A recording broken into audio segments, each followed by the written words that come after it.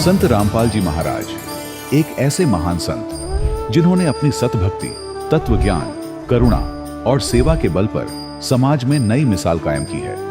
संत रामपाल जी महाराज की अगुवाई में उनके सभी सतलोक आश्रमों से समाज कल्याण के अद्भुत कार्यों ने समाज को सुनहरे भविष्य की एक नई उम्मीद दिखाई है।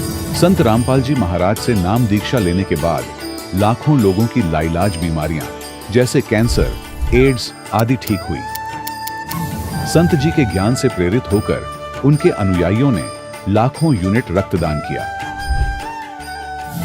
संत जी ने लाखों बहन बेटियों का दहेज मुक्त विवाह करवाया।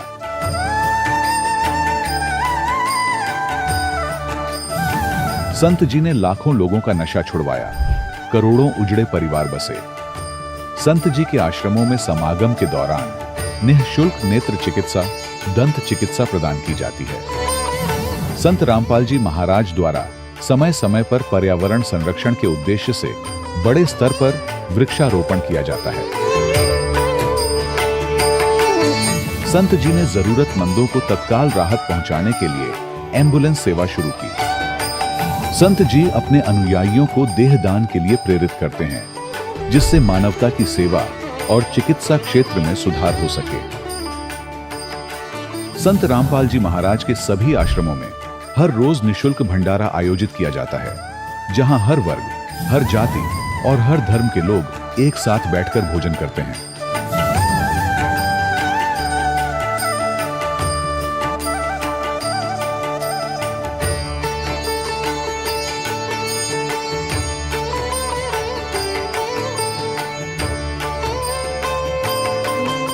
संत रामपाल जी महाराज की अन्नपूर्णा मुहिम ने गरीब और बेसहारा लोगों के जीवन में एक नई ऊर्जा और उम्मीद को जन्म दिया है।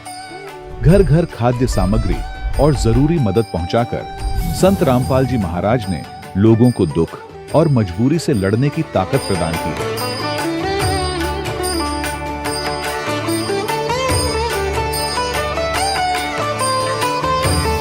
संत रामपाल जी महाराज द्वारा गरीब लोगों के लिए घर बनवाने का अद्भुत कार्य एक ऐसी मिसाल कायम कर रहा है जो सदियों सदियों संत जी की उदारता और दया भावना के तौर पर जाना जाएगा।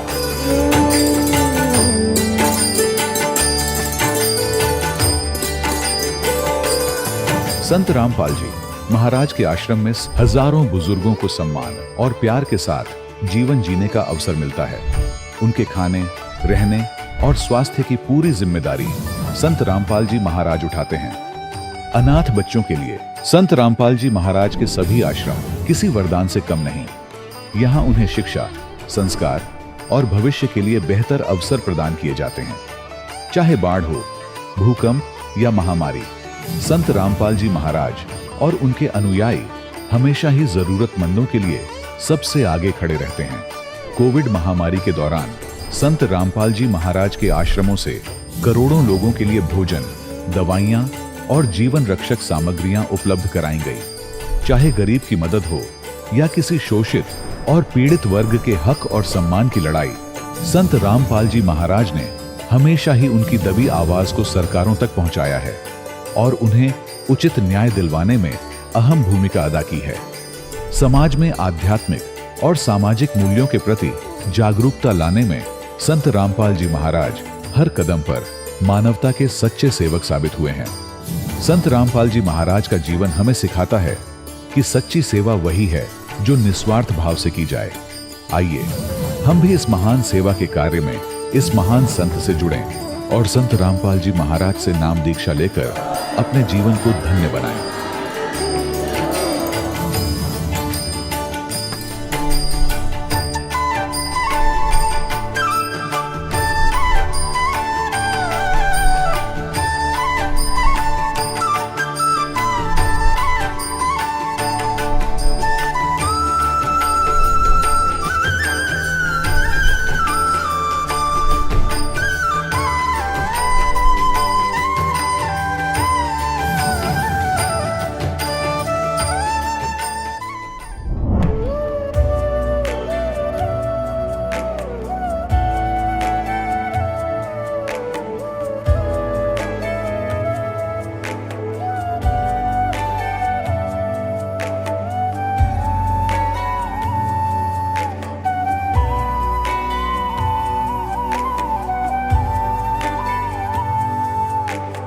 कौन ब्रह्मा का पिता है, कौन विष्णु की मां, शंकर का दादा कौन है, हमको दे बता। ये जानने के लिए कृपया सुनिए। जगत गुरु तत्वदर्शी संत रामपाल जी महाराज के अमृत वचन सर्व पवित्र धर्मों के पवित्र शास्त्रों के आधार पर। सत साहिब दर्शकों, सोचिए, जब कोई मनुष्य अपने जीवन में कठिन तपस्या करता हो, धार्मिक अनुष्ठानों में लीन रहता हो, व्रत उपवास करता हो, तीर्थ यात्राएं करता हो, विभिन्न देवी देवताओं की आराधना में अपना समय और श्रम समर्पित करता हो, लेकिन फिर भी उसके जीवन में ना तो आत्मिक शांति हो और ना ही सच्चे सुख की अनुभूति हो, तो सोचिए ऐसी साधना का क्या फल हुआ।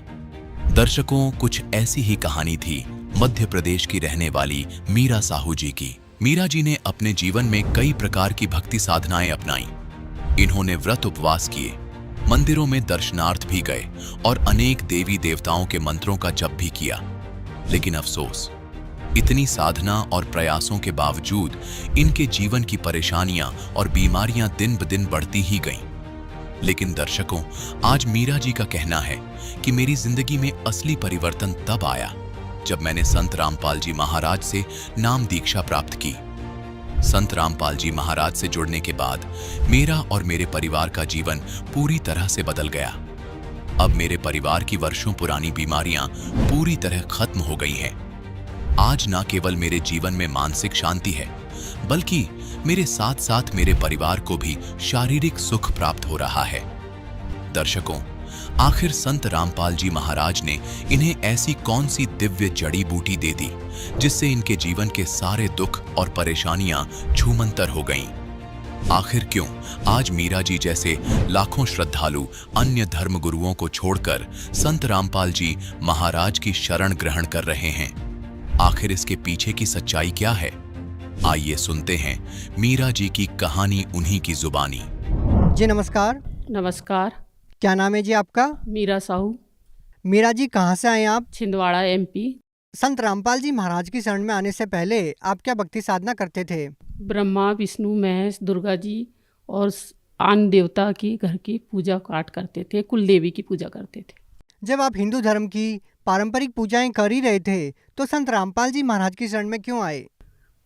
ये दिक्कत आए सर जी कि हमको अल्सर हो गया था और बच्चादानी में थोड़ी सी गठान आ गई थी। तो अब हम डॉक्टर भी दिखाते थे, वैद्य भी करते थे और परिहार पुनकार भी करते थे, तो कोई इस चीज़ का आराम नहीं मिला। तो हम एक दिन जा रहे थे झांसी इलाज करवाने, तो हमको एक संत रामपाल जी के दास मिले, तो उनने संध्या आरती लगाई। तो संध्या आरती लगाई तो बोलने लग गए कि माई थोड़ा सा खसक जाओ। तो हमने खसक गए। तो हम तो 3 महीना हो गए थे सर, खाना नहीं खाते थे। 3 महीना में हम खाना खाते ही नहीं थे, सिर्फ इतनी सी दलिया पीते थे और पानी पीते थे। और तरबूज होता ना, तरबूज, तो तरबूज खाते थे, उसमें से लाल लाल निकाल के थोड़ा थोड़ा। तो फिर हमने कि इन्हें बोले, वो भगत जी बोले कि सर को बोले, तो हम सरक गए और उन्हें आरती लगाई। हमने आरती सुनी तो हमको आरती बहुत अच्छी लगी। तो हमने कि भैया ये आरती हमको भी दो। तो बोले बेटा ये आरती ऐसी नहीं मिलती। तो हमने कि कैसी मिलती? तो बोले ये आरती, बोले इसमें गुरु बनाना पड़ता था। हमने कि हमारे गुरु तो है। तो बोले आपके गुरु कौन से? तो हमने कि ये पंडित गुरु। तो बोलने लग गए, बोले कि बेटा, बोले ये पंडित गुरु कुछ लाभ नहीं देते हैं, बोले आप संत रामपाल जी को गुरु बनाओ। बोले तो हमने कही ठीक है, कहाँ आना पड़ेगा? तो बोले बैतुल आना पड़ेगा। मैंने कि हमारे बैतुल में कोई जान पहचान नहीं है। तो बोले मैं तो हूँ। बोला तो मैंने कि सर अब आपका हम नंबर दे दो। तो हमने उनसे नंबर लिए और नाम गए उनके आश्रम संत रामपाल जी के, और वहाँ जाके फिर हमने नाम दीक्षा लिए। बहन जी, जैसा कि आपने बताया कि पहले आपको अल्सर की प्रॉब्लम थी, आपके बच्चेदानी में गठान थी, तो क्या संत रामपाल जी महाराज से नाम दीक्षा लेने के बाद आपको कोई लाभ मिला? हाँ सर, इतना लाभ मिला कि हम तो आप देख ही रहे खड़े हैं। आज हम शरण में नहीं रहते ना, तो हम तो जाने कहाँ चले जाते, वो तो मालिक ही जाने कहाँ चले जाते। हम पे ये दया हुई कि बच्चादानी की गठान भी कहाँ चली गई पता नहीं चला, और वो अल्सर भी है तो कहाँ चला गया पता नहीं चला। और हाँ, सिर्फ जागती उगती हम खड़े हैं, क्या किसका प्राण देना, क्या डॉक्टर का देना? डॉक्टर को किसने बनाया? मालिक ने ही तो बनाया। सब चीज़ का ज्ञान तो उन्हीं ने दिया है ना। मालिक ने। देखिए बहन जी, आपने संत रामपाल जी महाराज को भगवान बताया। हम आपसे ये कहना चाहते हैं कि अगर आप इस बीमारी को लेके किसी अच्छे हॉस्पिटल में किसी बड़े डॉक्टर को दिखाते, तब भी आपकी ये बीमारियां ठीक हो सकती थी। देखो, भगवान इसलिए है कि हमको उनने बच्चादानी में लाभ दिए। सर मैं तरह तरह के डॉक्टर के पास गई लाभ लेने, तो डॉक्टर बोलते कि बेटा इलाज करते रहो, आप अच्छा रहेंगे। तो मैं मंदिर भी जाती थी, मस्जिद भी जाती थी, हर पढ़ियार के पास जाती थी, कोई के पास लाभ नहीं मिला। तो हमको ऐसे संत रामपाल जी मिले कि हमने उनसे नाम दीक्षा लेने के लिए हमको सब कुछ का लाभ मिला। तो भगवान हम उसी को समझेंगे ना। क्या संत रामपाल जी महाराज से नाम दीक्षा लेने के बाद आपको इसके अलावा भी कोई लाभ मिला?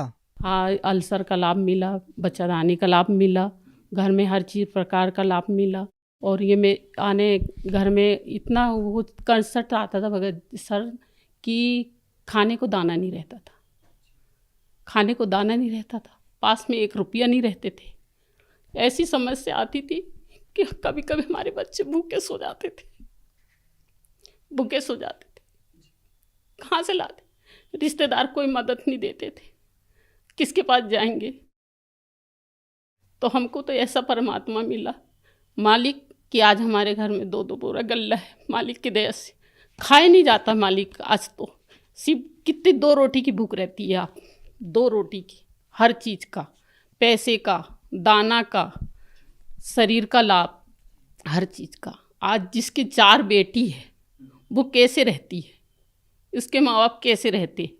लेकिन आज हम संत रामपाल के दया से 4 बेटी वाले ऐसे खाते और ऐसे सोते हैं और ऐसे परमात्मा की भक्ति करे संत रामपाल जी की कि मालिक से बहुत भरपूर रहते हैं। सर किसी के 4-4 बेटी, या तो आज के टाइम में तो 1 बेटी भी बयाना मुश्किल लिखता है। जिसकी 4 बेटी रहती थी तो वो क्या करता था, उसका तो खाना हराम हो जाता था। लेकिन आज मेरी 4 बेटी है। 1 बेटी की मैंने शादी कर चुकी थी, तो उससे बड़ी बेटी की हमने तो शादी की है, दूसरी बेटी की रमेणी की है। दूसरी बेटी की रमेणी की है सर, तो हमने 1 रुपये दहेज में दिए ना, 1 रुपये लिए। और इतना अच्छा परिवार मिला है, डॉक्टर मिला है लड़का, और इतनी अच्छी रहती बेटी कि मालिक ही जाने। और कोई लाभ? जी बेटी का है, 4 महीना का उनको बच्चा है। तो ये सर उल्टा बच्चा बता दिए थे, ये वाला उल्टा, ये सीधा। संत रामपाल जी के ऐसी दया हुई कि पल में सीधा हो गया। बहन जी, जैसा कि आपने बताया कि आपकी जो बेटी है उसका गर्भ उल्टा हो गया था और संत रामपाल जी महाराज ने 1 ही सेकंड में उसको ठीक कर दिया। तो हम आपसे ये जानना चाहेंगे कि किसी संत के आशीर्वाद से या मंत्रों के जाप से इस तरह के लाभ का होना, ये आप लोगों को कैसे विश्वास दिलाएंगे? क्यों नहीं करेंगे? संत रामपाल जी के शरण में जाओ, क्यों नहीं? जैसी मेरी बच्ची का हुआ लाभ वैसे आपको भी होएगा। आप तो मैं उनको दिखा रही हूँ ना, प्रमाण दिखा रही हूँ, रिपोर्ट दिखा रही हूँ डॉक्टर के साथ। और फिर डॉक्टर ने तो दिए गए लिए है, बाद में करे है। जब मेरी बेटी ने प्रणाम करी, मैंने कही बेटा प्रणाम कर वहाँ मालिक से और संत रामपाल जी से, वो चढ़ना मत ले। उनने जैसी चढ़ना मत ली, जैसी प्रणाम करी वैसी उनका बच्चा सीधा हो गया। ये तो बाद में बताए है डॉक्टर ने कि भाई ये उल्टा हुआ है। उसके बाद ये चेकअप हुआ, उसके बाद में उल्टा हुई, सीधा उल्टा हुआ है। ये तो अपन को बाद में दिखा है, लेकिन संत रामपाल जी ने पहले ही तो सीधा कर दी है ना मालिक ने। आपको संत रामपाल जी महाराज से नाम दीक्षा लेने के बाद बहुत सारे लाभ मिले हैं, तो हम आपसे ये जानना चाहेंगे कि आप भगत समाज को क्या संदेश देना चाहते हैं? भगत समाज को यही संदेश दे दूँगी भगत जी। संदेश तो मेरा काबू नहीं है देने का, लेकिन आप उनके शरण में आओ और जैसा मेरे को लाभ मिला है वैसे आपको मिलेगा। बहन जी, संत रामपाल जी महाराज के बारे में ये कहा जाता है कि वो देव देवताओं की भक्ति छुड़वाते हैं, क्या कहना चाहेंगे इसके बारे में?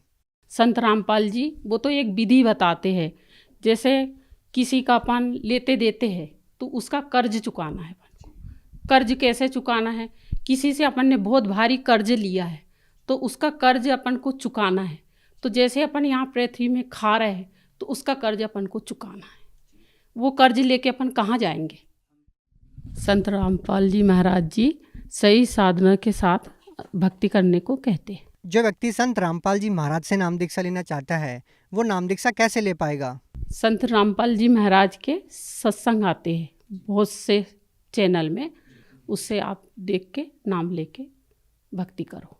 जी धन्यवाद। सत्साई। दर्शकों, अभी आपने सुने संत रामपाल जी महाराज से दीक्षा प्राप्त करके सुखी हुए भक्त के अनुभव। अब देखिए जगत गुरु तत्वदर्शी संत रामपाल जी महाराज के मंगल प्रवचन। वेद ज्ञान दाता कह रहा है कि मेरा तो ओम नाम है। वो परमात्मा, पुरुष माने पूर्ण परमात्मा तो गुप्त है, वो अन्य है, वो प्रोक्ष है। तो यहां अब हम आते हैं ऋग्वेद मंडल नंबर 9 और सूक्त नंबर 1 के मंत्र नंबर 8 और 9 को स्पष्ट करेंगे। पहले तो हमने पुरुष का अर्थ इन्हीं के इन इंजीनियरों से लेना पड़ेगा, क्योंकि नहीं तो ये बहका देंगे आपको। पुरुष माने आदमी हो से, क्योंकि परमात्मा भी मनुष्य जैसा है, इसलिए प्रथम पुरुष वही है, सेकंड हम पुरुष हैं, मनुष्य है।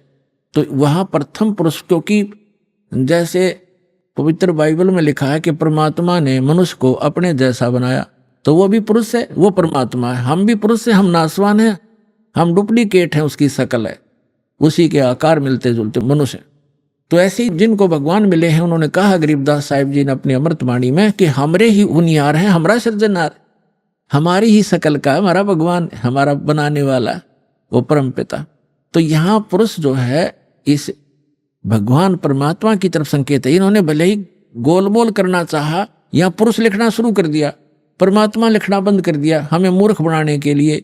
ये जनता के नासक थे, इनको संस्कृत अवश्य आती थी, अध्यात्म ज्ञान था नहीं। ये काल के भेजे हुए दूत थे, चाहे मैं ऋषि दानंद हो, चाहे इसके चेले जितने भी जो अनुवाद कर रहे हैं इसका वेदों का, ये स्वयं भ्रमित हैं और समाज को यथार्थ ज्ञान नहीं दे सके। और चाहे आज तक के जितने ऋषि महर्षि हुए हैं, उनको यथार्थ ज्ञान नहीं था। केवल परमात्मा ने जिन महापुरुषों को अपना परिचय दिया, अपना साक्षात्कार करवाया, सचखंड लेकर गए, वापस छोड़ा, उन महापुरुषों को छोड़कर और किसी के पास अध्यात्म ज्ञान नहीं था। अब वो ज्ञान इस दास को दिया उस परम पिता ने, इसका लाभ उठाओ। अब देखो, अब हम आगे ऋग्वेद मंडल नंबर 9 सूक्त 1 और मंत्र नंबर ये 6 तक तो ये परमात्मा लिखते आगे, और 7 में इन्होंने पुरुष लिखना कर दिया। उस पुरुष को, उस परमात्मा को लिखना था, तब माने उस परमात्मा उस पुरुष को लिख दिया। कोई बात है या यहाँ गड़बड़ कर दी। अब पुरुष माने परमात्मा, आपको पूर्ण परमात्मा, तो हम इसको पूर्ण परमात्मा बोलेंगे। उस पूर्ण परमात्मा को उग्र गतियां प्रेरणा करती हैं। यानी जब संसार में हाहाकार मच जाती है और अध्यात्म गुरु जो है अज्ञानी हो जाते हैं, उनका उद्देश्य केवल जनता को ठगना ही हो जाता है, और हाहाकार मच जाती है, सब प्राणी दुखी हो जाते हैं, तो परमात्मा दुखी होता है, क्योंकि हम सभी उनके बच्चे हैं, वो हमारा पिता है। तो अपने का दुख अपनों को ही होता है।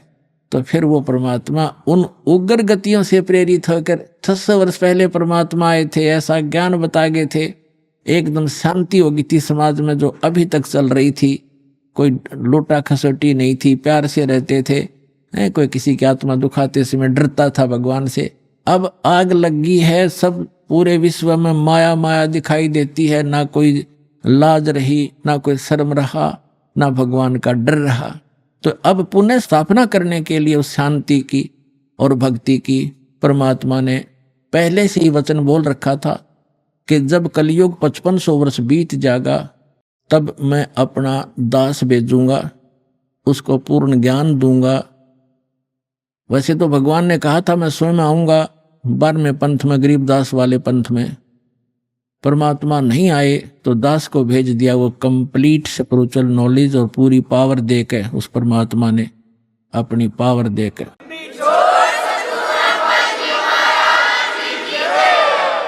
तो अब पुनः स्थापना होगी शांति की। तो अब यहाँ क्या बताते हैं कि उस परमात्मा को यहाँ की उग्र गतियां यानी खतरनाक स्थिति प्रेरणा करती हैं। तब वो परमात्मा एक सुभर शरीर, सुंदर शरीर धारण करके यहाँ प्रकट होता है। जैसे 600 वर्ष पहले आए थे, उस समय भी पूरे जो है अध्यात्म मार्ग में लूटे खसोट चल रही थी, ऊत भूत की पूजा होती थी, ये दरे ढके पर ला रखा था सबको। तो परमात्मा ने आके पुनः स्थापना की थी और 64 लाख से सो गए थे उस दानक के, जिसको धानक कहते थे, दुल्हा कहते थे। यदि वो परमात्मा ना होते, आज से 600 वर्ष पहले भारत वर्ष के अंदर 64 लाख से सोना कोई बालकों का खेल नहीं है। और सबको परमात्मा ने भक्ति से चार्ज किया, उनको सुख दिया, उनके आने वाले बच्चे उनके घर में जन्म लिया, वो अच्छी आत्माएं हुई। तो अभी तक चल रहा था, हमारे समाज में शांति बनी हुई थी। अब ये 50 वर्ष से उरे उरे बिजली गिरती जा रही है, और अब तो पूछो ही मत। हे भगवान, जहां देखे माया माया दिखाई देती है। कोई शराब पी रहा है, कोई मांस खा रहा है, सरेआम हो गया। और कैसा हाहाकार, कोई सुल्फा पी रहा है, कोई बीड़ी पी रहा है। पूरा मानव दूषित और वातावरण दूषित हो गया। तो अब इस भक्ति से पुनः स्थापना होगी भक्ति की, और विश्व में शांति की। परमात्मा का वचन है, ये तो होगा ही होगा। तो अब देखो क्या लिखा है, वेद क्या बता रहे हैं परमात्मा के विषय में, देखिएगा। हम ऋग्वेद मंडल नंबर 9 सूक्त 1 मंत्र नंबर अब 8 पढ़ेंगे। उस पुरुष माने परमात्मा को उग्र गतियां यानी भयंकर स्थिति प्रेरणा करती हैं, और भासमान शरीर को यानी सुंदर शरीर को वह पुरुष, वह परमात्मा प्राप्त होता है। और किस प्रकार होता है, अब यहां लिखा है कि जिसमें उस शरीर, वो परमात्मा 3 प्रकार से दूसरों का वारण यानी कल्याण करने के लिए मधुमेह शरीर मिलता है। उस परमात्मा को, वो परमात्मा ये समझो 3 प्रकार दूसरों का पालन करने के लिए, धारण पोषण करने के लिए, कल्याण करने के लिए 3 प्रकार क्या शरीर धारण करते हैं। 3 प्रकार से। एक प्रकार का तो आपको बता दिया कि परमात्मा ऊपर रहते हैं, वहां उनके शरीर की शोभा मनुष्य सदृश है, राजा के समान दिखाई देते हैं। सिर पे मुकुट है, छत्र है, और तख्त पर बैठे हैं सिंहासन पर। और उनके एक रोमकूप में करोड़ सूर्य करोड़ चंद्रमा मिला दे, ऐसी रोशनी है उस परमात्मा के एक रोमकूप की। बाकी शरीर की कितनी होगी अंदाजा लगाया जा सकता है। और फिर वो परमात्मा दूसरी स्थिति में जब आता है, एक नवजात शिशु का रूप धारण करता है, तो दूसरी स्थिति बताई जा रही है। देखिएगा, ऋग्वेद मंडल नंबर 9 सूक्त 1 मंत्र अब 9 पढ़ेंगे हम। ये 9वां है। इसमें लिखा है कि अभी इमम अधन्या उत्सनंती धेनव, धेनो माने गाय, शिशु माने बालक रूपधारी, सोम माने परमात्मा, इंद्राय पातवे। इसका अर्थ है इमम माने उस, सोम माने परमात्मा, पुरुष माने परमात्मा को, पुरुष माने परमात्मा, क्योंकि इन्होंने यहाँ सोम माने परमात्मा होता है। ये देखिए शुरू में इसी सूक्त के प्रथम मंत्र में सोम शब्द है। ऋग्वेद मंडल नंबर 9 सूक्त 1 मंत्र 1 में, इस 1 में ये सोम शब्द है। सोम, सोम माने परमात्मा, यहां भी सोम लेंगे। अब ऋग्वेद मंडल नंबर 9 सूक्त 1 मंत्र 9 में सोम शब्द है। सोम, उस परमात्मन को, उस परमात्मन को, उस पर पुरुष को, परमात्मा को, जो शिशु रूप धारण करके आता है कुमार अवस्था में यानी बाल्य अवस्था में। अभी अधन्या, अधन्या माने अहिंसनीय लिख दिया इन्होंने। अध्य माने अभी माने पूर्ण रूप से, सब प्रकार से। अधन्या माने बिना धनाई, धेनो माने गौवे। हमारे यहाँ क्षेत्र में हरियाणा के अंदर जो गायें नए दूध नहीं होती, गर्भ धारण नहीं किया जिसने, तो उसने ये उसको ये कहते हैं ये बिना धनाई है, अधन्या। क्योंकि ये कुछ शब्द हमारी लैंग्वेज में संस्कृत के, कुछ पंजाबी के, कुछ वैसे अन्य भाषाओं का भी समावेश है। जैसे अब इंग्लिश वर्ड भी गढ़े हो गए शब्द हमारी भाषा में, ऐसे पहले से हमारे कुछ शब्द मिले हुए हैं भाषा में। तो हम अधन्या माने बिना धनाई, अभी अधन्या पूर्ण रूप से यानी कंवारी, धेनो माने गौवे। उस परमात्मा की जो शिशु रूप धारण करके जब आता है, उनके परवरिश की लीला कुंवारी गायों के द्वारा होती है, ये वेद बताते हैं। और वो किस परमात्मा की हुई है? श्री कृष्ण का इतिहास आपके पास जीवनी है, श्री रामचंद्र की जीवनी आपके पास है, जिनको आप भगवान माना करते थे, या ब्रह्मा विष्णु महेश की दिखा दो इतिहास, उन्होंने ऐसे कुंवारी गाय का दूध पिया हो। तो who is God? Kabir is God. और कौन कबीर? जो काशी में आए थे, धानक दुल्हा।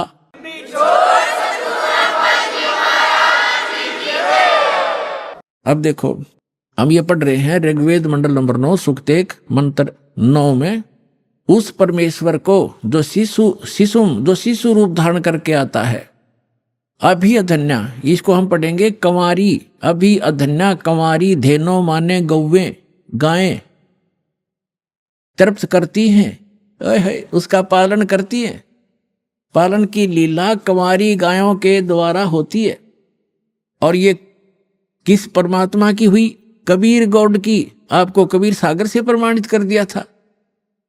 और जिन महापुरुषों ने परमात्मा मिले और सचखंड लेकर गए, जिनको परमात्मा मिला, उनमें कौन कौन है? आदरणीय धर्मदास साहिब जी, आदरणीय मुलुकदास साहिब जी, आदरणीय नानक साहिब जी, आदरणीय दादू साहिब जी, आदरणीय गरीबदास साहिब जी, गांव छुड़ानी, जिला झज्जर, हरियाणा वाले, आदरणीय श्री गीसा दास साहिब जी, गांव खेखड़ा, जिला मेरठ, उत्तर प्रदेश वाले, और आदरणीय स्वामी रामानंद जी जो ब्राह्मण थे, 104 वर्ष के हो गए थे, परमात्मा उसमें 5 वर्ष के थे। 99 वर्ष की एज के अंदर डिफरेंस था। कबीर साहब 4 वर्ष की लीला में शरीर में थे जब शिशु रूप धारण करके प्रकट हुए थे, और 104 वर्ष के उस विद्वान पुरुष के छक्के छुड़ा दिए परमात्मा ने ज्ञान के अंदर। तब उसने कहा था कि मैं जब मानूंगा, मैं अंदर समाधि लगाता हूं, मैं समाधि में आपके दर्शन कर लूं। तो परमात्मा ने समाधि लगवाई उसकी, फिर लेके गए ऊपर सचखंड में। ओए हो, वहां देखा वास्तविक एक काल ने धोखा देने के लिए यहाँ पर स्वर्ग बना रखे और यहाँ की 4 मुक्तियां बता रखी हैं। चारों मुक्ति का भी समय सीमित है। ब्रह्मलोक में गए हुए प्राणी भी वापस जन्म मृत्यु में आते हैं, और केवल उस अमर लोक में शाश्वत स्थान में गए हुए प्राणी फिर कभी लौट कर संसार में नहीं आते। तो उसकी नकल करवा रखी इस काल ने। नकली सतलोक, अलखलोक, अगम और अकैलोक, अनामी लोक तक की रचना ब्रह्मलोक में करवा रखी है इसने, ताकि ये जीव भ्रमित होकर मेरे जाल में फंसे रहे। अब समर्थ आते हैं, उनका ज्ञान समर्थ होता है, उनका काम भी समर्थ होता है, उनकी हर गति समर्थ होती है।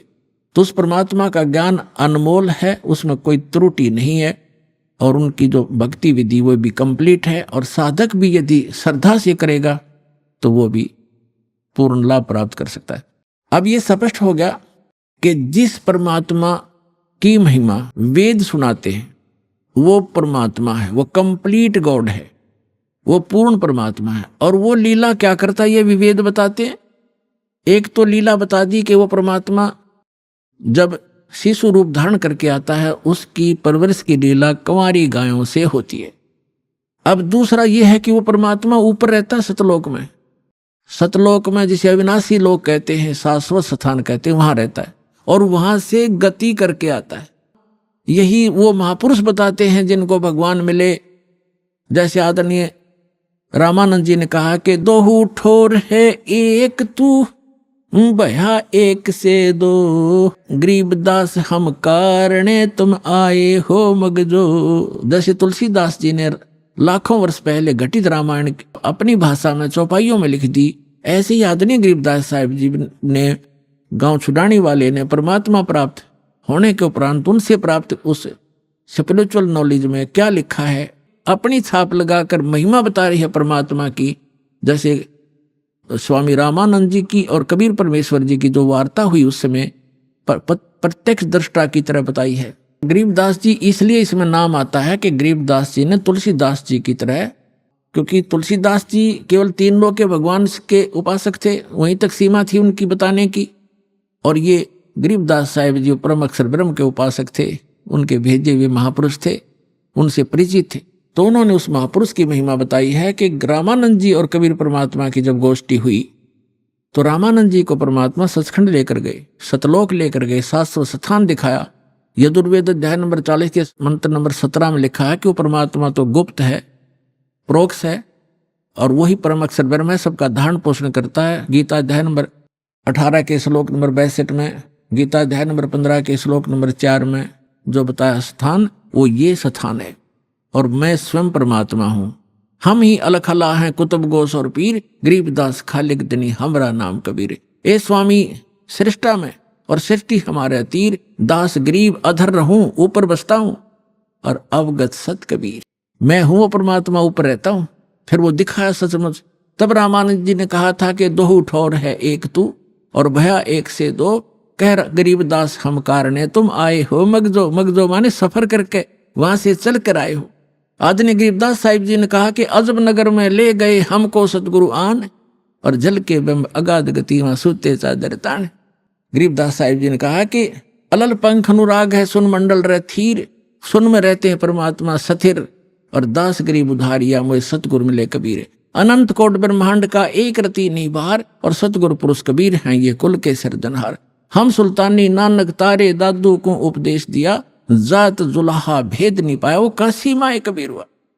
अब इतने परमाणु उन महापुरुषों के हैं जिन्होंने भगवान को देखा, उन्होंने ये बताया कि वो परमात्मा ऊपर रहता है, और स्वयं भी परमात्मा खुद कहते हैं मैं वहां ऊपर रहता हूं, अवगत सत कबीर दास गरीब अधर बसूं, ऊपर रहता हूं मैं, और वहां से तुम्हारे लिए हम ये आते हैं। अब वेद क्या बताते हैं? यदि वेद भी यही बताते हैं कि वो परमात्मा ऊपर रहता है, सशरीर आता है, वहां से गति करके आता, अच्छी आत्माओं को मिलता है, तो हम भगवान को पहचान लेंगे। अभी तक तो हमने श्री राम श्री कृष्ण आदि इन महापुरुषों को भगवान इसलिए मान रखा था, इनके पास हथियार थे, सिद्धियां थी, इन्होंने किसी ने कंस मार दिया, किसी ने रावण मार दिया।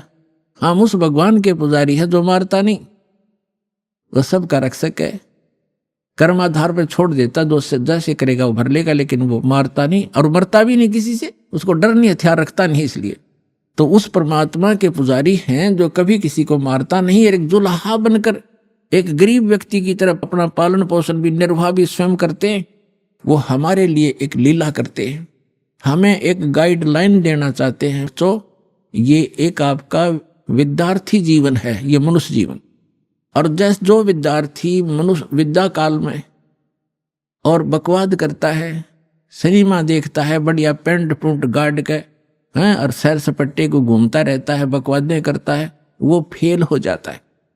विद्यार्थी को विद्यार्थी की तरह रहना चाहिए, सब सिलेबस पूरा करते रहना चाहिए, और अपना सिंपल ड्रेस जो हो सिंपल सी अपना रखनी चाहिए, और उद्देश्य नहीं भूलना चाहिए। तो हम सभी अपना उद्देश्य भूलकर, जिसको भी मानव शरीर प्राप्त है, 2 प्रकार से मानव शरीर प्राप्त होता है, आपको बता ही दिया।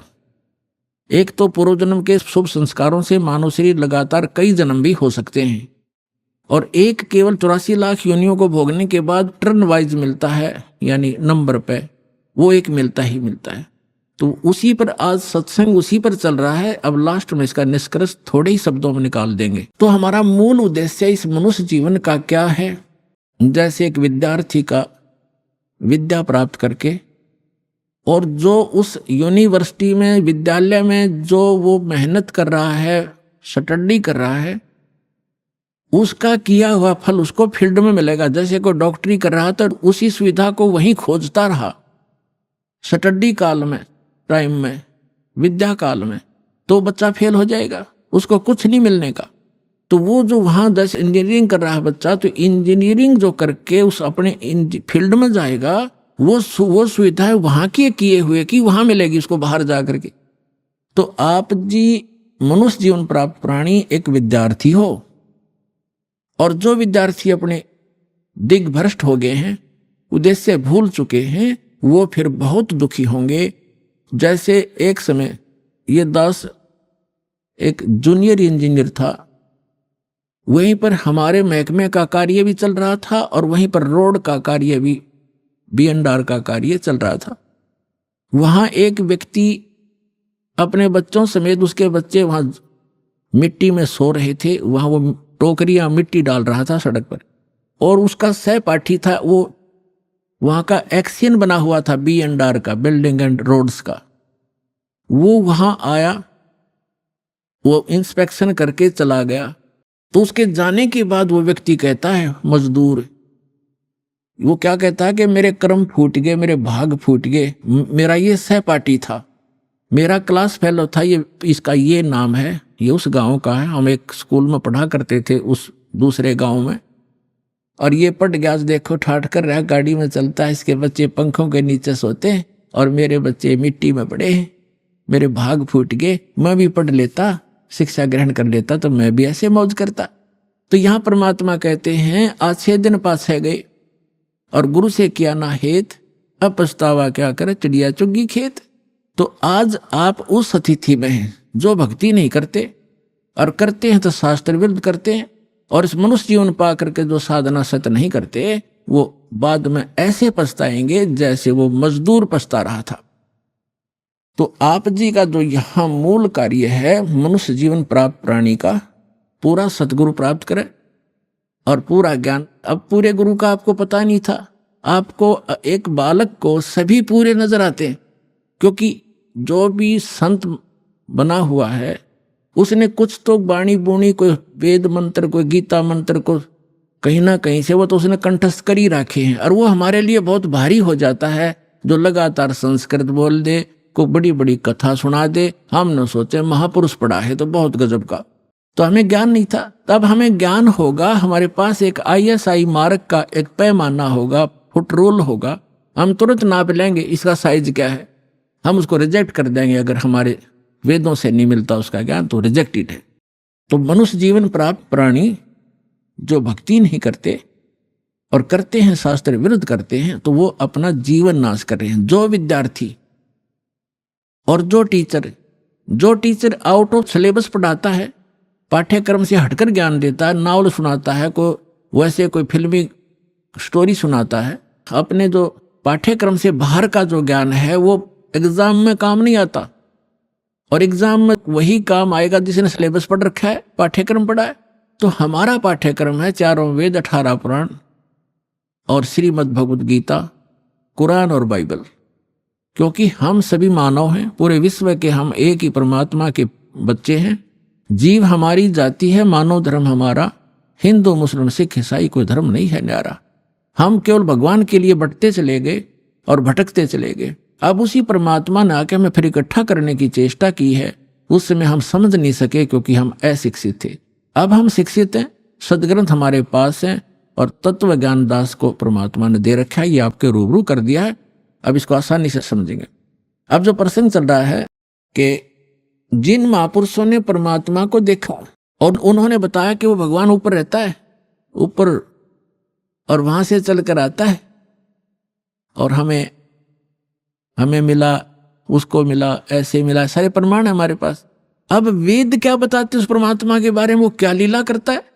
यदि वेदों में भी वही प्रमाण मिल जाता है जो उन महापुरुषों को मिला जिन्होंने बताया कि मुझे भगवान मिले परमात्मा और सचखंड लेकर गए, मुझे वापस छोड़ा, वो है परमेश्वर ब्रह्म, वो कंप्लीट गॉड है। और वैसी ही लीला वेद बताते हैं, तो आप अपने आप समझ में आ जाना चाहिए।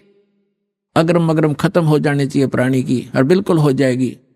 और कहते हैं आंखों देख कर भी जो नहीं मानता, जानबूझ साची तजय और करे झूठ तने, ताकि संगत है प्रभु स्वप्न में बिना दे। इसे नालायक आदमी तो कहते स्वप्ने में भी नहीं मिला, जो आंखों प्रमाण देख कर फिर बकवास करता है, झूठ बोलता है, रामपाल ये करता है, कहाँ लिखा है, दिखाने लग रहा है, मैं सारे सदग्रंथ प्रमाणित कर रहा हूँ, सामने दिखा रहा हूँ, फिर भी कहता है, झूठ बोलता है। तो वो स्वार्थी और काल का पक्का दूत है। उस व्यक्ति का मुंह नहीं लागना चाहिए, उसकी बात नहीं सुननी चाहिए अपने सफल होने के लिए।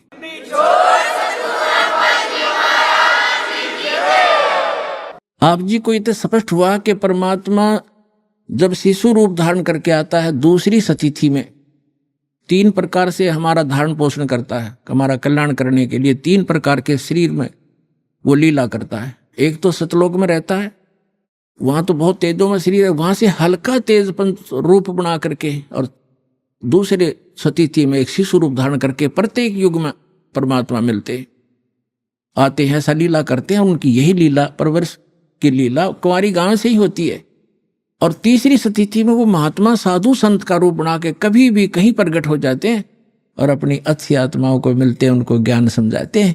उनके विषय में आपको बहुत बार बताया है कि किन किन महापुरुषों को वो मिले हैं, और उन्होंने फिर बताया कि हमको परमात्मा मिले अनंत कोट ब्रह्मांड का एक रति निभार, और सतगुरु पुरुष, पुरुष माने परमात्मा, भगवान, कंप्लीट गॉड, कबीर हैं, कुल के सृजनहार।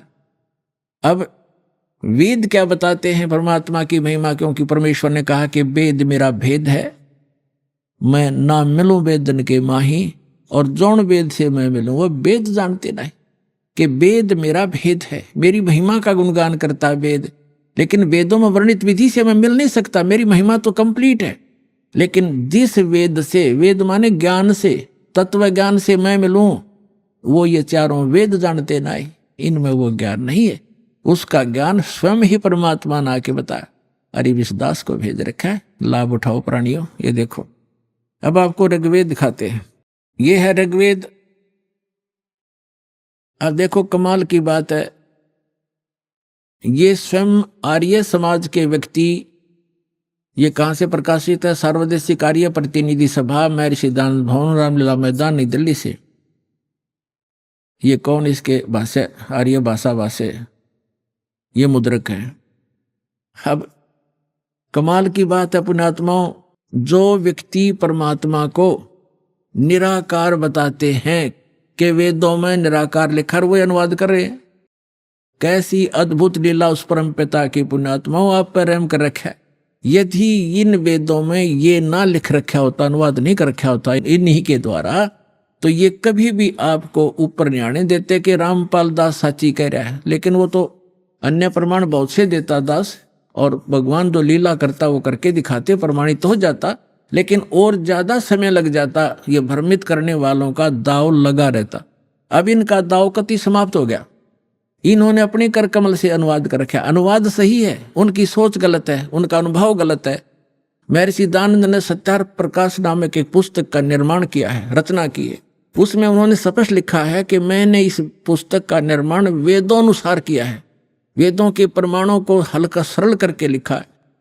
और उसमें स्पष्ट है कि वेदों के विपरीत ज्ञान है सारा। महर्षि दानंद और उसके सारे चेले परमात्मा को निराकार बताते हैं, उसका कोई स्थान नहीं है, वो एक देशीय नहीं है, एक स्थान पर नहीं रहता। और देख वेद क्या बताते हैं, वो एक देशीय है, भवनों के सब लोकों के ऊपर के स्थान पर रहता है और वहां विराजमान है, धूलोक के तीसरे पृष्ठ पर रहता है, एक देशीय है। तो ये महर्षि दानंद कंप्लीटली अज्ञानी आदमी था पूर्ण रूप से, और उसी अज्ञान के आधार से उनके द्वारा भ्रमित आर्य समाज है। दास का उद्देश्य किसी की निंदा करना नहीं, केवल आपको सही दिशा देना उद्देश्य रखता हूं कि आपके समझ में आया नहीं, ना इन ऋषि महर्षि इन ब्राह्मणों का समझ में आया। इस दास पर दया करी, इसका पूरा मानव समाज लाभ उठाओ, सबका कल्याण होगा। हमने किसी से द्वेष नहीं। ये देखो ऋग्वेद मंडल नंबर 9 सूक्त 86 और मंत्र नंबर 26 पढ़ेंगे। इसमें लिखा है कि यज्ञ करने वाले यजमानों के लिए परमात्मा, यज्ञ माने धार्मिक अनुष्ठान, करने वाले यजमान माने भक्त, साधना करने वाले साधकों के लिए परमात्मा सब रास्तों को सुगम करता हुआ उनके विघ्नों यानी संकटों को मर्दन करता है, नष्ट करता है, उनको पवित्र करता हुआ और अपने रूप को सरल करता हुआ। क्योंकि सतलोक में परमात्मा का रूप आपको बताया दास ने कि बहुत तेजों में है। अगर वो एज इट इज आ जावे यहाँ पर उसी तेजो युक्त शरीर से, जिसके एक रोमकूप में करोड़ सूर्य करोड़ चंद्रमा मिला दे, इतनी रोशनी तो हमारी चरम दृष्टि नहीं दे सकती। हम तो एक सूर्य को नहीं देख सकते, और वो तो करोड़ों सूर्य एक रोमकूप में इतना प्रकाश। इसलिए परमात्मा अपने रूप को सरल करके आते हैं। जैसे एक कक्ष में, कमरे में 1000 वाट का ट्यूब है, 500 की है, 100 की है या 10 वाट की है, तो उस सब बंद करके एक 10 वाट की चालू कर दी या 5 वाट की, तो जितना आवश्यक प्रकाश उससे है वो हो गया, बाकी वो है विद्यमान, लेकिन वो प्रकाश ऑफ कर लिया। ऐसे वो परमात्मा का जो शरीर है इतना नूरी है, उसको कम करने के लिए वो अपने उस ऐसे स्विच ऑफ करके ओनली सिंपल सा प्रकाश युक्त शरीर यहां रख लेते। तो उसका प्रमाण यहां देखिएगा, ये पढ़ रहे हैं ऋग्वेद मंडल नंबर 9 सूक्त 86 मंत्र 26 पढ़ रहे हैं, 86 का 26। अपने रूप को सरल करता हुआ, अपने रूप को, शरीर अपने रूप को, सकल को सरल करता हुआ वह कांति में परमात्मा।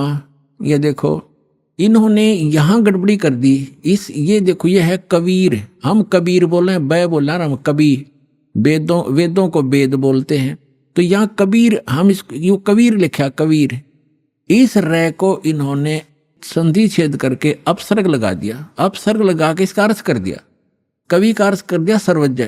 कवि कोई सर्वज्ञ नहीं होता, ना आज तक होया है, परमात्मा ही सर्वज्ञ होता है। यहां अर्थ नहीं करना चाहिए था, अर्थ करके अनर्थ किया इन्होंने। यदि कहीं किसी काव्यकार की महिमा वर्णित हो और वहां कवि शब्द हो तो वहां अर्थ किया जा सकता, काव्यकार कर दे, सर्वज्ञ वहां भी नहीं किया जा सकता। तो यहां कबीर देव लिखना था। जैसे ये यजुर्वेद है, आपको प्रमाण दिखाते हैं। जैसे ये एक पुस्तक है यजुर्वेद, इस पर ऊपर र लगा हुआ है। अब इसी में प्रमाण दिखाते हैं आपको। ये देखिएगा, ये यजुर्वेद है, ये महर्षि दानंद द्वारा ही इसका अनुवाद है। ये प्रकाशक सार्वदेशिक कार्य प्रतिनिधि सभा 2/5 महर्षि दानंद नई दिल्ली से। और ये महर्षि दानंद द्वारा इसका अनुवाद है और ये यहाँ से छपा। इसके हम आपको ले चलते हैं 36वें अध्याय के, ये 63वां अध्याय यानी 33वां अध्याय 36, ये यजुर्वेद है। और यहाँ देखिएगा, इसका प्रथम मंत्र है, इसमें लिखा है कि रचम वाचम प्रपदे मनो यजु प्रपदे। ये यजु शब्द है, इसका 2 उपसर्ग लगा रखिए। अब इसका अनुवाद महर्षि दानंद जी ने यहां कर रखा है, देखिएगा। इसमें यजु, ये यजु शब्द है, इसका अर्थ यजुर्वेद लिख दिया, बिल्कुल सही। अगर इसका अर्थ कर देता तो ये महिमा यजुर्वेद की थी, और यहां यजुर्वेद लिखना पड़ा। ये रे ला के हमको यजुर्वेद बोलना, यजुर्वेद, तो यहां इसने यजुर्वेद लिखा, बिल्कुल सही लिखा। अगर यहां अर्थ कर देते तो महिमा यजुर्वेद की थी, तो कैसे समझते कि किसकी महिमा, ये अनर्थ हो जाता। इसी प्रकार यहां इन अनुवादकर्ताओं ने कबीर का अर्थ लिखना था, कबीर देव। यहां कवि का अर्थ जैसे अपसर्ग भी लगे हैं, तो इसको लिखना था कबीर देव है उस परमात्मा का, वो कबीर देव। कबीर देव माने साहब परमात्मा, कबीर, हम कबीर बोल रहे हैं, कबीर देव लिख देते हैं, देव माने परमेश्वर और कबीर माने कबीर। हम कबीर साहब कहने लगे अपनी लोकल भाषा में, हम वह को वह बोलते हैं, और कबीर कबीर, कबीर देव, कबीर साहब, कबीर भगवान, कबीर अल्लाह, अल्लाहू अकबर। वेदों में उसको कबीर देव, अपनी मातृभाषा में वैसे लोकल लैंग्वेज में कबीर साहब, और कुरान शरीफ के अंदर उसको अल्लाहू अकबर यानी अल्लाह कबीर कहा है। ये है वही जो काशी में धानक रूप में रहा था। ये उन महापुरुषों ने प्रमाणित भी कर दिया कि हम सुल्तानी नानक तारे दादों को उपदेश दिया, जात जुलाहा भेद नहीं पाया, काशी माए कबीर हुआ, अनंत कोट ब्रह्मांड का एक रति निभार, और सतगुरु पुरुष कबीर हैं ये कुल के सिरजनहार। हमने फिर से ऋग्वेद ले लिया, यजुर्वेद रख दिया, क्योंकि अब हम इसको प्रमाणित कर रहे थे। ऋग्वेद मंडल नंबर 9 सूक्त 86 के मंत्र 26 को हम पढ़ रहे हैं। यहां आगे थे कि यज्ञ करने वाले यजमानों के लिए परमात्मा, यज्ञ माने धार्मिक अनुष्ठान, यानी साधना करने वाले साधकों के लिए परमात्मा, सीधा सार्थ बन जाता है।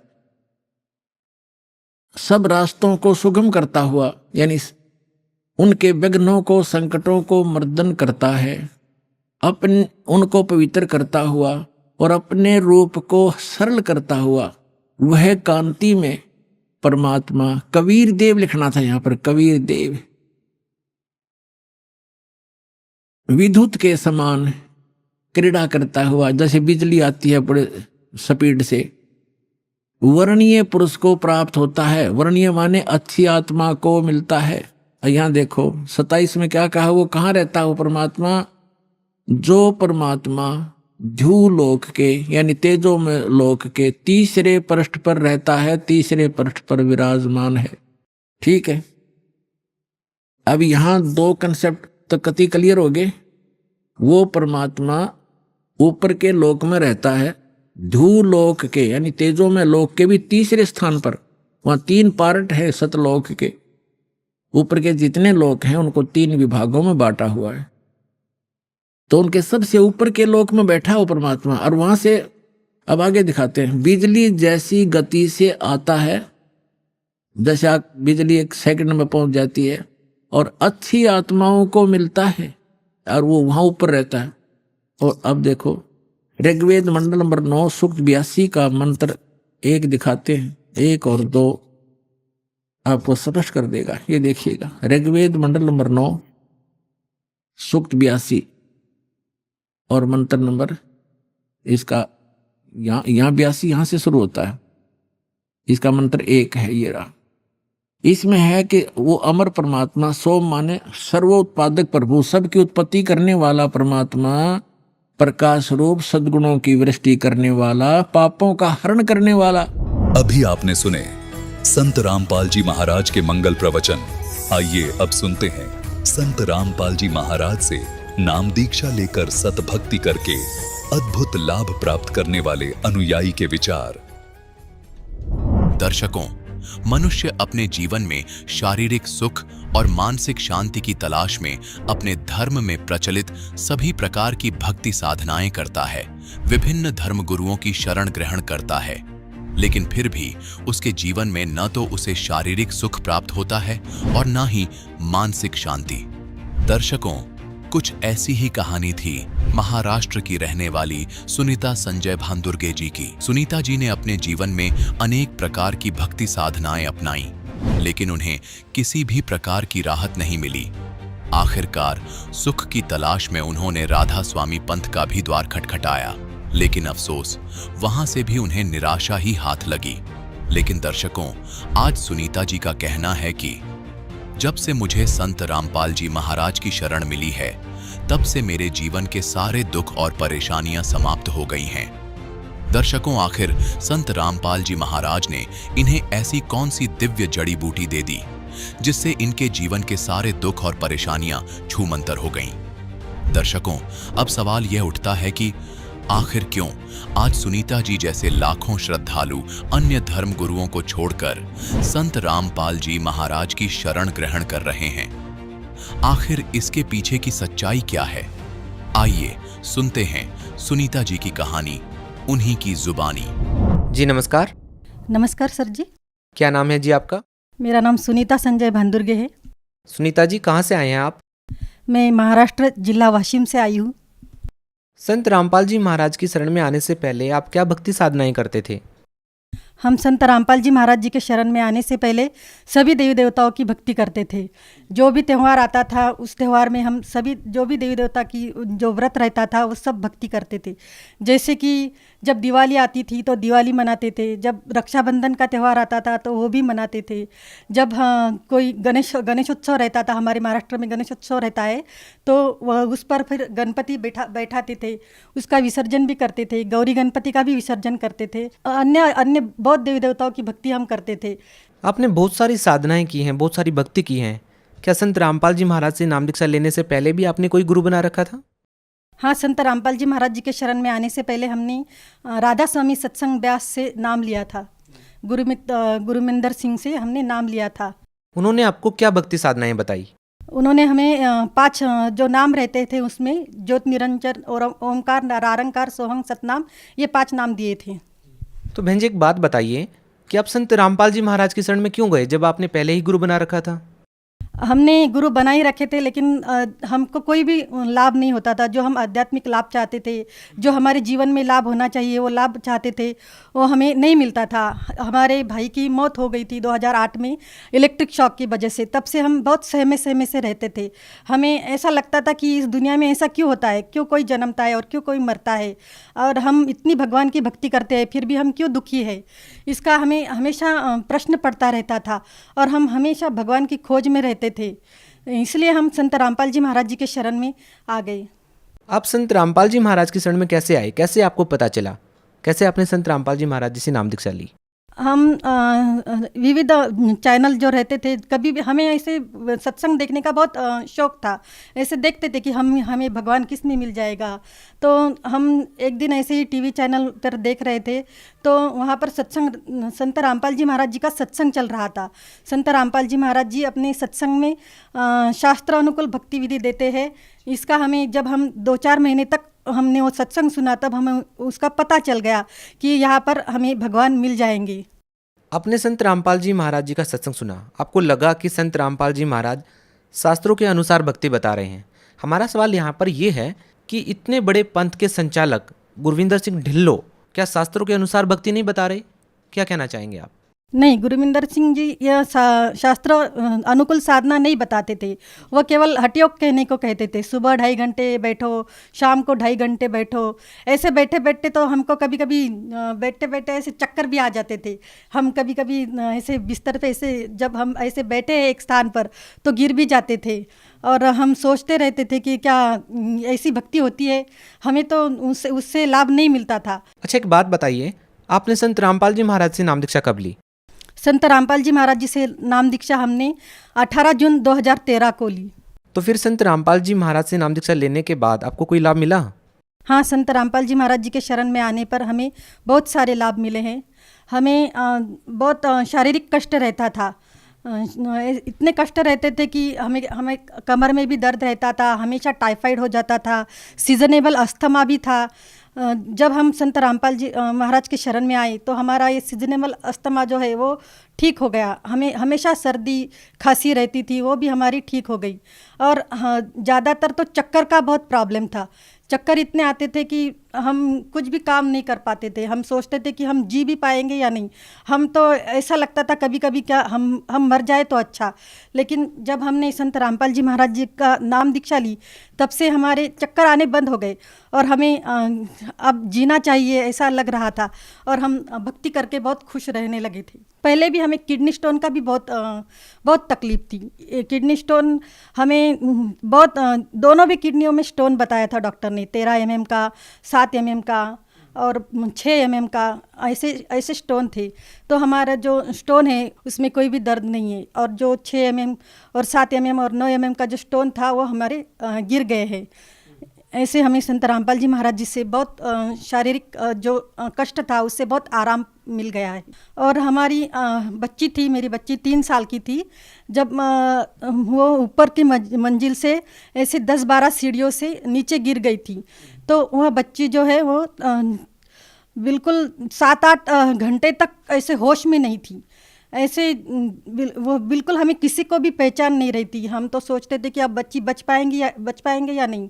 अगर हम संत रामपाल जी महाराज जी को मन ही मन में पुकार रहे थे कि हे महाराज जी, हे दया करो, हमारी बच्ची को ठीक कर दो। तब हमारी बच्ची जब दूसरे दिन सुबह हुई तब बच्ची बिल्कुल ठीक हो गई और दूसरे दिन हमको डॉक्टर ने छुट्टी दे दी। सबसे बड़ा लाभ यह है कि हमारे दिमाग की जो नस थी वो चोकअप हुई थी। डॉक्टर ने कहा था वो नस में जो है वो ब्लॉक है, तो उससे हमें बहुत चक्कर आते थे।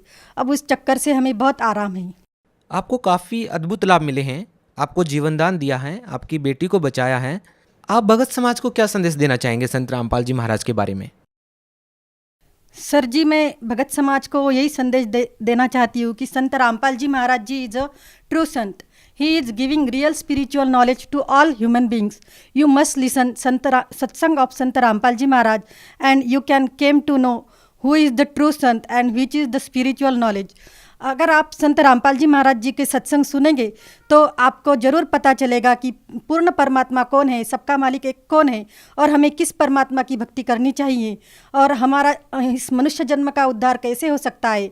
हम 84 लाख योनियों से हमें कौन छुड़वा सकता है, यह केवल आपको संत रामपाल जी महाराज जी के सत्संग में आने से ही पता चलेगा। इतना ही नहीं बल्कि सारे दुखों से छुटकारा जब हम संत रामपाल जी महाराज जी के शरण में आएंगे तो ही हमें मिलेगा। यह पृथ्वी लोक तो बहुत ये काल का लोक है। यहाँ पर हर कोई दुखी है, कहीं पर बाढ़ आ रही है, कहीं पर फ्लड हो रहे हैं और इससे आप बचना चाहते हैं। अगर आप अपना मनुष्य जीवन का उद्धार भी करना चाहते हैं और इस दुखों से छुटकारा भी करना चाहते हैं तो आप इस सारे मानव समाज को संत रामपाल जी महाराज जी की शरण ग्रहण करके अपना कल्याण करना चाहिए। अगर कोई संत रामपाल जी महाराज जी से जुड़ना चाहे तो संत रामपाल जी महाराज जी से कैसे जुड़ सकते हैं? अगर आप संत रामपाल जी महाराज जी से नाम दीक्षा लेना चाहते हैं तो टीवी पर विविध चैनलों पर संत रामपाल जी महाराज जी का सत्संग चलता है, आप उसे अवश्य सुने। और यूट्यूब और फेसबुक चैनलों पर भी संत रामपाल जी महाराज जी के सत्संग आते हैं, आप उन्हें अवश्य सुने और उनका ज्ञान ग्रहण करें। बहुत बहुत धन्यवाद। सत साहिब।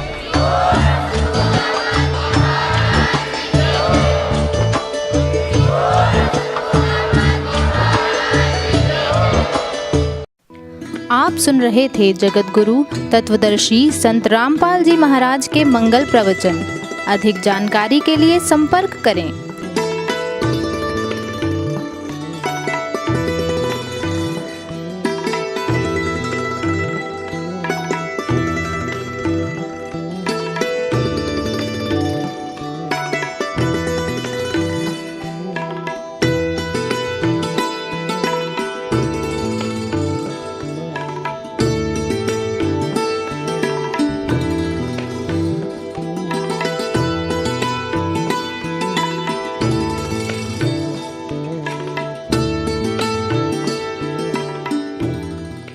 जगत गुरु तत्वदर्शी संत रामपाल जी महाराज जी के पावन सानिध्य में भक्ति की अलख जगाने तथा श्रद्धालुओं को सत्य भक्ति मार्ग का रास्ता दिखाने हेतु कनाडा के लोकप्रिय channel the TV NRI channel पर जगत गुरु तत्वदर्शी संत रामपाल जी महाराज जी के मंगल प्रवचनों का प्रसारण प्रतिदिन सुबह 7:30 बजे से 8:30 बजे तक तथा रात्रि 7:30 बजे से 8:30 बजे तक किया जा रहा है। इस सत्य भक्ति मार्ग को अपनाने के लिए अधिक से अधिक सत्संग प्रसारण देखें। इस सत्संग प्रवचन का सीधा प्रसारण संत रामपाल जी महाराज लाइव सत्संग YouTube चैनल और जगत गुरु संत रामपाल जी महाराज Facebook पेज पर भी देख सकते हैं।